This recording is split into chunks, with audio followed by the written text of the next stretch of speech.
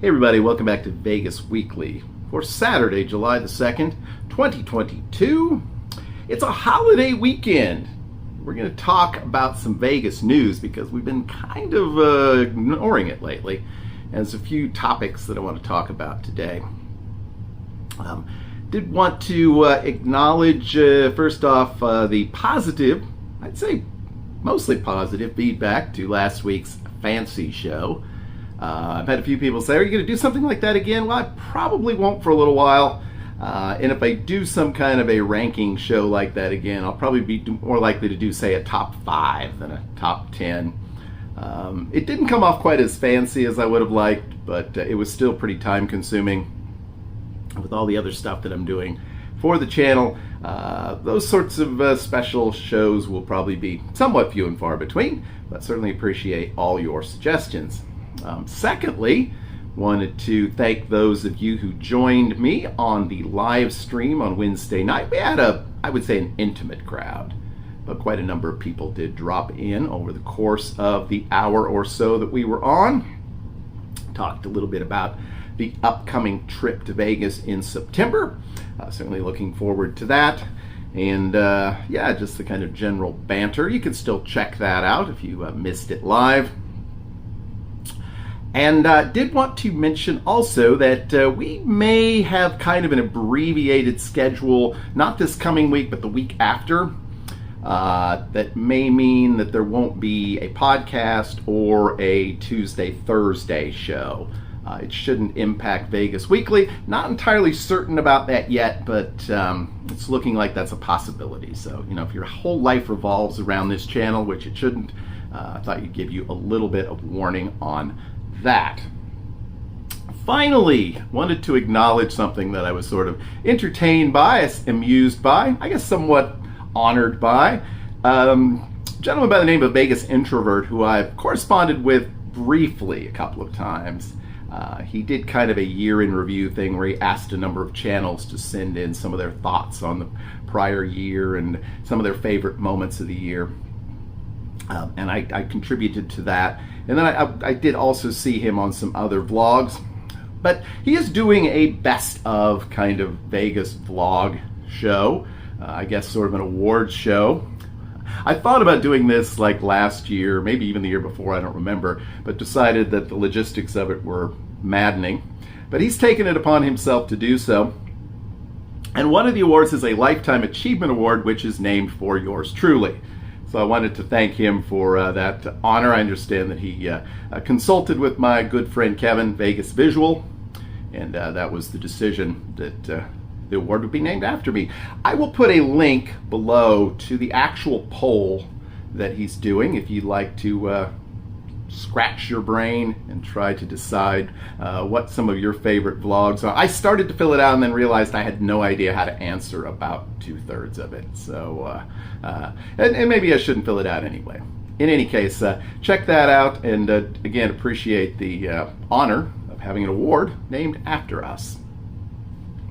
Okay, first topic I wanted to touch on this week in the news, and it's something we've talked about somewhat jokingly, you know, within the past couple of years, but somewhat more seriously over the last couple of months, and that's the possible relocation of the Oakland A's to Las Vegas.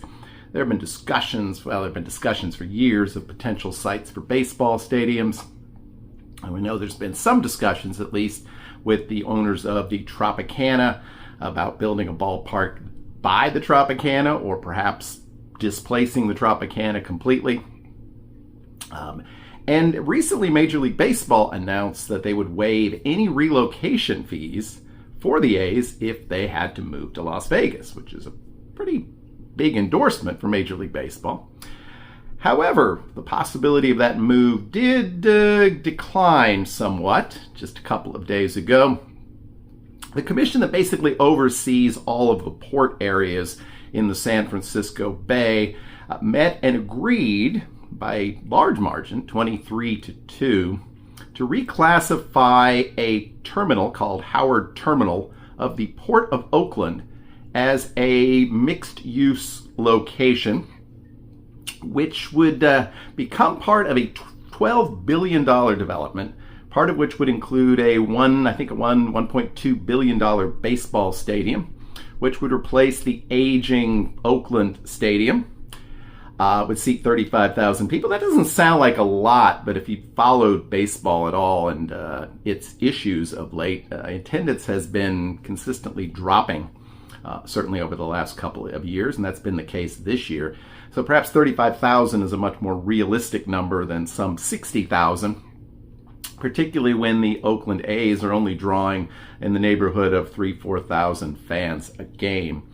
Now that continues to be a problem. There does seem to be, however, a strong commitment on the part of city and corporate leaders within the Oakland community to try and make sure that they hold on to this team. Obviously, the Oakland Raiders moved on to Las Vegas a couple of years ago, and the Golden State Warriors, which had played there in the city of Oakland, now are playing at a new facility in San Francisco. So it's really their last team, kind of their last chance. This is just the first hurdle. There are additional hurdles that have to be leaped over, shall we say, in order for this project to go forward. So it does not guarantee that the A's will stay in Oakland and not move to Las Vegas, but it does make that somewhat more likely.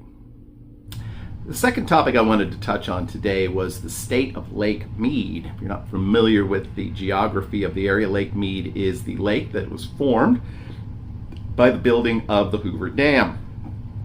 That supplies water, it helps supply power to the area. Of course, it's a recreational lake as well. And certainly over the last several years, and dramatically, it seems like over the last year or so, the levels of the lake have shrunk dramatically. In fact, if you drive out to the lake, you'll see a kind of bathtub ring of sorts that will indicate just how far the water levels have dropped. The level of the lake is down to around 1,040 feet. And what does that really mean, other than it's much lower than it has been in the past? At about 890 feet, there's no longer enough of a water level for any additional water to continue downstream from the Hoover Dam.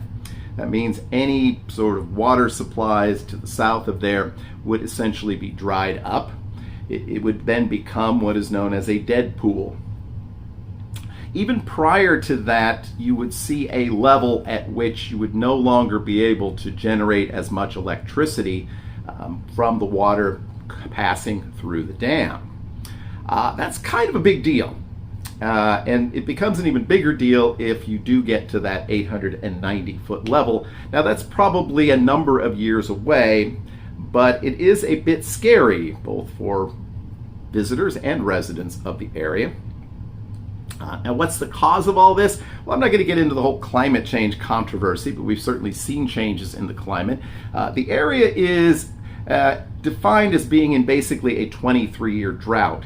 Now, it was not always this way. There was recently a reference to a story in the Las Vegas Review-Journal way back in 1983, I think around Memorial Day, stating that many of sort of recreational activities around the lake might have to be curtailed because the water levels were simply too high. Of course, 1983, much to my chagrin, is nearly 40 years ago, and things have definitely changed. Certainly the number of people living in the Las Vegas Valley has caused an additional drain on things as well. And as my friend Kevin pointed out in our chat the other day, essentially this area is in a 1,200-year drought. And so what's going to happen? Now, there are already plans in place, there are efforts in place to stop the diversion of so much water prior to it reaching the dam site. Because there are many, many states and many, many areas that draw water from the Colorado River before it ever reaches Nevada. And there's going to have to be some changes in the allotment of water there, or it's going to, desperately impact people to the south of there, including Nevada, Arizona, and California. By and large, the consumption of water is a result of the growth of the permanent population of Las Vegas, though certainly the visitor traffic affects that as well. But by and large, the hotel resorts actually do a pretty good job of recycling, reusing water. Many of them use underground reservoirs rather than tapping into that main water supply. But certainly you can say that probably would not be the best of ideas to decide to put in a nice lawn if you just move to the Las Vegas area. And it's certainly something to keep an eye on. I've honestly been tempted on my next trip to Vegas to rent a car and drive out and just see what it looks like, because I haven't been out there probably in, I don't know, 6-8 years. So it would definitely be a very dramatic change. So as we find out more about what's going on with Lake Mead and hopefully some of the solutions to the problem, we will keep you informed. All right, before we wrap up with our controversial final feature of the show, I did want to once again acknowledge the Canada Day celebrations, which took place, well, they're taking place today as I record this. Some of you may see this on Friday. And Independence Day celebrations coming up this Monday. I will be, by and large, working throughout the weekend, but I do have Monday off, so perhaps I'll set off some illegal fireworks to celebrate my independence. But a very happy holiday weekend to my friends in Canada, as well as those of you watching here in the USA. Finally, in the news category today, I wanted to talk about a rather serious issue. I think it's been, about a week, 10 days, or has it been a couple of weeks? There was a shooting on Fremont Street, I think around 2:30 in the morning, one weekend. Parts of that shooting were actually recorded in someone who was vlogging at the time. And one person was killed as a result of that. Another person, I think, was injured, but I believe they've more or less fully recovered from that. But it certainly raises, once again, the issue that does rear its head from time to time, and that is of safety in Las Vegas. Traditionally, we have said, and it has been true, that Las Vegas is one of the safest places you can visit. There are security around at all times. There is a presence of police, certainly in the resort areas. And generally, if you keep your nose clean and don't try to get into any kind of trouble, you're usually pretty safe. Now, in this case, the assailant was a 16-year-old male who has been taken into custody since that time, which, of course, raises the question of why there was a 16-year-old male on Fremont Street at 2:30 in the morning, and I believe was coming out of a casino. Now, there's never a simple answer to these kinds of problems. I've been around long enough to know that while someone will undoubtedly propose some sort of a solution which will fix everything, the reality is that we live in a culture which, to some degree, embraces violence. You can blame it on guns, you can blame it on a lack of civility, or just a violent-prone culture, but it is the case. And from time to time over the years, it has reared its head in our community. And by our community in this case, I mean Las Vegas. I can remember numerous incidents, a number of years ago on the Las Vegas Strip, assaults, shootings, and I suspect that more actually takes place than we ever hear about. I'm guessing that security probably apprehends people, or in fact sort of slaps down on a possible issue before it happens.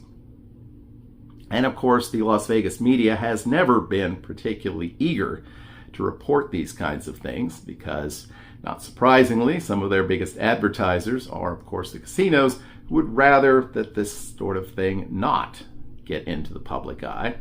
Now, a single incident like this is not likely to change minds, and if it occurs, again in 2 or 3 years, it's likely to have no significant effect. But the city can ill afford a repeat of an incident like this anytime soon, whether it be downtown or on the Strip. Las Vegas remains a relatively safe place. Hopefully measures can be taken which make incidents like this less likely. We as visitors do have to be aware of our surroundings, know what's going on, be careful. Maybe, 2:30 in the morning, maybe get back to our room and get some sleep. I know, crazy, huh? All right. Hey, let me know what you think about the news topics we've covered today in the comments below. Always interested in your feedback.